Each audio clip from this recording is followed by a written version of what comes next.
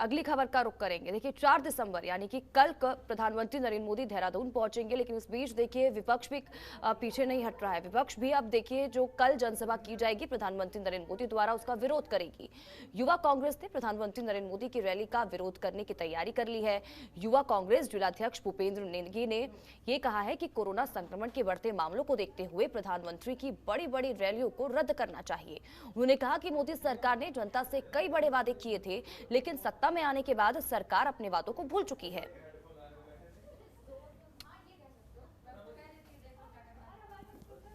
देखिए, एक तो सरकार को जो कोविड के लगातार केस बढ़ रहे हैं, उन केसेस पे कंट्रोल के लिए सबसे पहले जो मोदी जी की बड़ी रैलियां कर रहे हैं, इन रैलियों को स्थगित करें। और जो युवाओं को जो ठगने का काम, इस प्रदेश के युवाओं को ठगने का काम जो इन्होंने किया है, जो केंद्र और भाजपा सरकार ने किया है, वो अपने वादे पूरे करें, लोगों युवाओं को रोजगार दे और महंगाई कम करे, जिससे कि जो आम लोगों को थोड़ी राहत मिल सके। तो अजय हमारे संवाददाता लगातार हमारे साथ लाइव बने हुए हैं, उनका रुख करते हैं। अजय, कल प्रधानमंत्री नरेंद्र मोदी देहरादून पहुंचेंगे, लेकिन दूसरी तरफ विपक्ष खड़ा हुआ है। वो सवाल उठा रहा है कि कोविड को देखते हुए जो प्रधानमंत्री नरेंद्र मोदी की रैलियां हैं उनको रद्द किया जाना चाहिए। जब कोविड के लिए इतने कदम उठाए जा रहे हैं तो रैलियों में क्या सोशल डिस्टेंसिंग मेंटेन हो जाएगी क्या? और वो उनकी तरफ से कहा जा रहा है कि वो विरोध इसका करेंगे कल रैली का। बिल्कुल, देखिए जिस तरह से कोविड के नियमों का पालन करना है तो ये संभव नहीं है, क्योंकि 1 लाख की जो भीड़ बीजेपी की ओर से कही जा रही है कि वो भीड़ जुटेगी।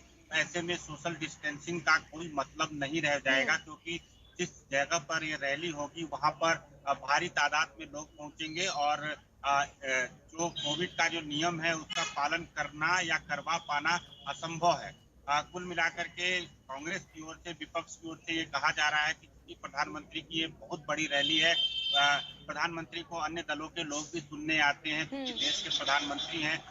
चुनावी रैली अलग बात है, लेकिन प्रधानमंत्री के तौर पर उनको लोग देखना चाहते हैं, उनको सुनना चाहते हैं। तो इसलिए बहुत से ऐसे लोग हैं जो वैचारिक जिनका मतभेद है वो भी यहाँ पर आते हैं उनको सुनने के लिए।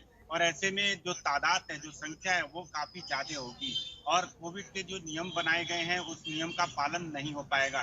क्योंकि उत्तराखंड में पहले कोरोना के जो मरीजों की संख्या थी वो काफी कम हो रही थी, धीरे धीरे एक तरह से शून्य की ओर बढ़ रही थी। लेकिन अब संख्या में रोज इजाफा हो रहा है, बढ़ोतरी हो रही है।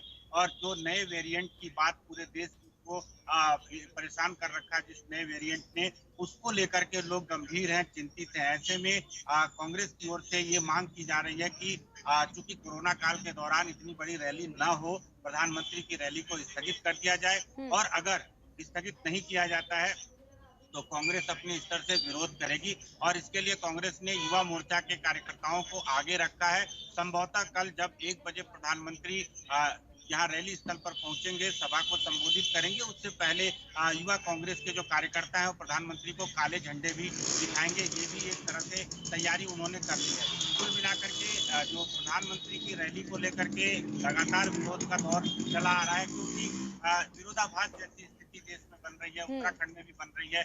एक तरफ हम कह रहे हैं कि कोरोना प्रोटोकॉल का पालन किया जाए, सोशल डिस्टेंसिंग की जाए, एक दूसरे से दूरी बना करके रखा जाए, अपने को बचाइए, अपने परिवार को बचाइए। और दूसरी तरफ एक इतनी तादाद में भारी भीड़ जो आ रही है, उससे कैसे निपटा जाए, उससे कैसे बचा जाए। तो कुल मिलाकर के सबके अपने अपने मत हैं, सबके अपने अपने विचार हैं। और बीजेपी की ओर से कहा जा रहा है कि मंच पर जो लोग मौजूद रहेंगे प्रधानमंत्री के साथ, या प्रधानमंत्री के को जो लोग मिलेंगे, जो उनका स्वागत करेंगे, उन सभी लोगों का आरटीपीसीआर टेस्ट किया जा रहा है। 88 लोगों का कल ही बीजेपी प्रदेश मुख्यालय में आरटीपीसीआर टेस्ट किया गया।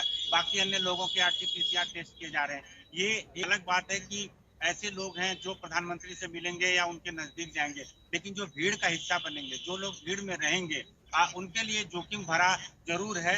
और हालांकि अब प्रदेश सरकार इस आयोजन को करवा रही है और बीजेपी की ओर से दावा किया जा रहा है कि 1 लाख से अधिक भीड़ जुटाई जाएगी। और कांग्रेस की ओर से और बाकी अन्य जो उत्तराखंड में विपक्षी दल है, सभी लोग ये चाहते हैं कि प्रधानमंत्री की रैली को स्थगित किया जाए। देखिए, इसमें राजनीतिक भिन्नता हो सकती है, राजनीतिक द्वेष या राजनीतिक उद्देश्य को लेकर के एक दूसरे से लोग इस विषय को लेकर के चर्चा करें या बातचीत करें, लेकिन कुल मिलाकर के जो कोरोना प्रोटोकॉल है वो उसका पालन करना काफी मुश्किल है, क्योंकि इतनी संख्या में लोग आएंगे, काफी कम जो हिस्सा है, काफी जो उसकी जो परेड ग्राउंड का आधा हिस्सा तो वहाँ पर निर्माण कार्य हो रहे हैं, बाकी के अन्य हिस्से में क्योंकि जहाँ प्रधानमंत्री रैली को संबोधित करेंगे, जहाँ मंच बनाया गया, बाकी जो भीड़ होगी, बाकी सामने जो सड़क का हिस्सा है वहाँ पर लोग आएंगे। ऐसे में एक दूसरे के ऊपर लोग चिपके हुए नजर आएंगे और ऐसे में जो कोरोना प्रोटोकॉल का जो नियम बनाया गया है और बाकी के अन्य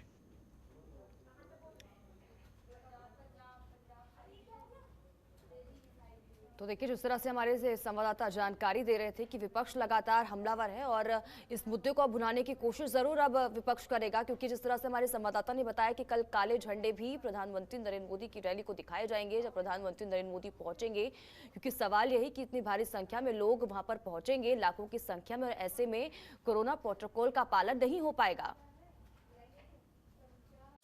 खबरों के निष्पक्ष विश्लेषण के लिए सब्सक्राइब करें जनतंत्र TV and press the bell icon. Never miss any update.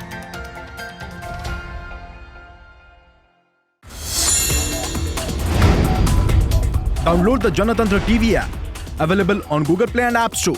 Download it now.